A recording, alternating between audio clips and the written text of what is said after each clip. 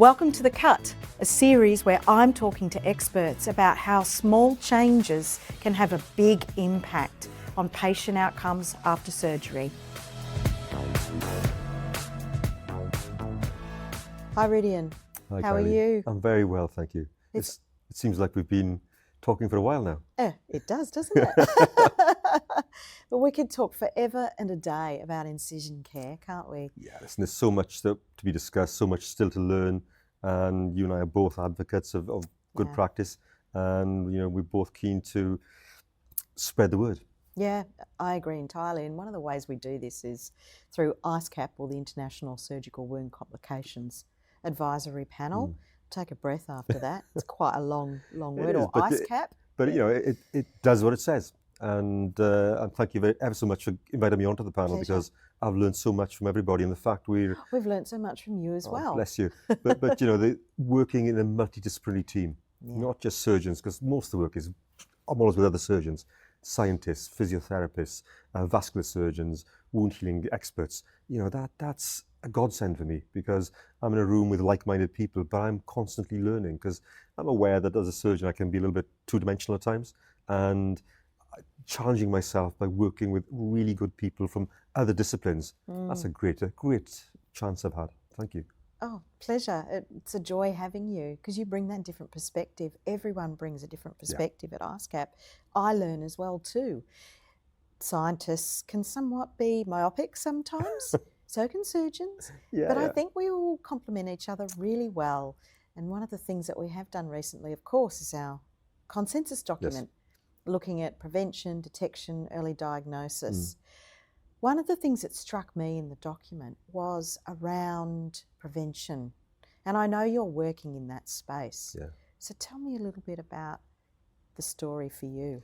Well, I've spent 20 years treating the effects of infections, wound breakdown around knee replacements and trauma. And trust me, you'd much rather avoid the complication than treat it. And as good as we are, we can't cure everybody. And to get a cure, they go through pretty invasive surgery. And there's a friend of mine in London says that even our winners are losers. So when you're treating an infected joint, however good the outcome, it's not as good as it should have been. When they have their first time hip or knee replacement, that should be a life-changing intervention. But you get a wound breakdown, you get an infection, have multiple operations, and suddenly, even in the best hands and the best outcomes, it's second rate, even if you get the infection. So prevention, has to be the way forwards. And with that in mind, we've talked earlier about optimization, we talk about risk stratification, and that is so important because it's not that difficult. You can pick the high-risk patients before they come to theatre. And we should be thinking, not just as surgeons, not just about what operation we're going to perform, but how am I going to close that wound? What dressing I'm going to use? What's my post-op protocol? How can I minimize complications? And we should, again, from the first time we meet the patient, start to risk assess them and say, look, what comorbidities do you have that we can prevent? What problems might likely arise in your leg because of obesity, because of circulatory problems, because of long-term immune suppression? There are previous surgery, previous trauma. I see a lot of patients with scars everywhere. So you can pick the complex cases as they walk in the door.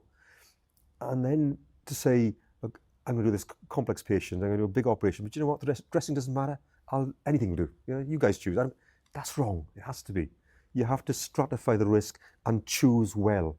That's how you prevent complications. And you won't prevent all of them, but you should be thinking, how do I minimize complications so that patients benefit? That's true, because it's a multifactorial issue, but it's also a segmented journey. So you've got the patient prior to surgery, what's happening in theatre, and then you've got that post-operative recovery period, which is all under the jurisdiction and the care, the stewardship of the surgeon. Absolutely, and it should be. That's a great word, the journey. We do compartmentalize too much. Because I'm a surgeon, it's the theatre time, it's the operation. Everything that's happening in theatre. Absolutely, it's all about me. Yeah. And you're working with the patient, not on the patient. You're with the patient, and they're the ones that goes on the journey. And so we have to prevent early on, but then choose wisely afterwards. And surgeons, I feel, don't really engage in this enough. Both ends, the optimization beforehand, the good dressing selection afterwards. And it genuinely frustrates me when I'm sent complex infected wounds that frankly could have been treated, prevented ahead of time. Just a little bit of thought, just stepping back a little bit, assessing the patient, assessing the risk factors, choosing the right operation at the right time, and then the right post-op protocols, the right dressing management. And it doesn't have to be the same dressing for everybody. Equally, not every patient needs a negative pressure incisional dressing. But the options are there, and we should stratify the risk to choose wisely. That's how you minimize risk and get prevention. Absolutely, and I think the other thing too that I've noticed in the field is around prediction sides. So predicting those at risk. It's a little bit of guesswork. There's not many tools out there to assess, but I've recently published one, but that's one. We need more.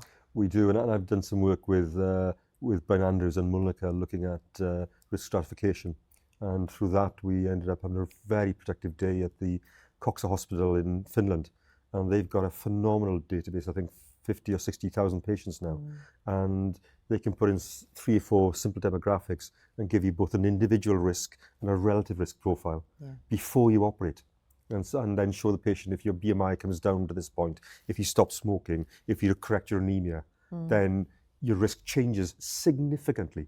And, again, it's not rocket science, but it is, isn't it? It's and that's data. where the data backs up the anecdotal experience. Yes. But do you think without that, we're rolling the dice? So you then back to good surgical judgment, aren't you? Yes. Yeah, and that becomes very artistic rather than scientific. And, we get it right most of the time. It's getting away with it. Is that good enough? I don't think it is. What we need, though, in this day and age is a little app on your phone or your tablet so you can put in those demographics in the clinic, and so you can actually show the patients, give them feedback immediately about, this is the operation you need, but actually your risk is too high at the moment. Let's change these factors. You need to go on the journey with us as a patient. But when those factors are back within a safer zone, we'll do the operation. The question is if patients don't change behaviour, and we've talked about surgeons changing behaviour, about dressings, patients also need to understand their lifestyle choices have an impact on risk after surgery. Yeah, their outcomes, essentially. Absolutely, yeah. So you can do the greatest, best surgery in the world, have this whiz-bang, fantastic dressing, but unless you stop smoking or lose a little bit of weight, it's all part of the jigsaw puzzle, isn't it? Yeah, completely. And the best dressing in the world will give you that marginal gain at the end. But if you have a summation of marginal gains, you get improvements. And I find it amazing that if you've got something that is clearly an improvement on historical paper dressings we used to use, why wouldn't you use it? Yeah. Why wouldn't you give that patient the benefit of what's out there now? Yeah. Rydian, always a pleasure. Thank Thanks for sharing the story today on The Cut.